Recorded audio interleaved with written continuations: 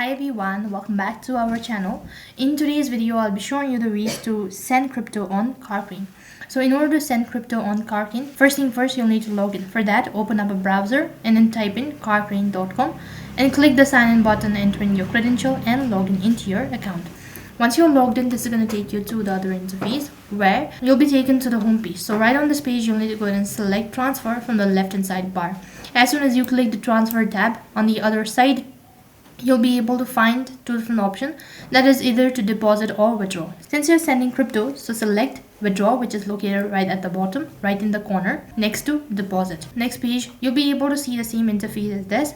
So all you have to do is just select the cryptocurrency that you wish to transfer, and once you're done selecting the cryptocurrency, next you'll need to select the network as well. After you're done with that as well, now click on send, which is located right at the bottom. Also, before doing this transaction, make sure that you have the wallet address of the recipient or the destination. Now you'll need to go ahead and paste in the wallet address where you're actually transferring. Go ahead and enter in all of the information, confirm all of the information that you've provided. Be sure to confirm your transaction as well. You'll be notified with a statement that you've successfully sent crypto on Kraken.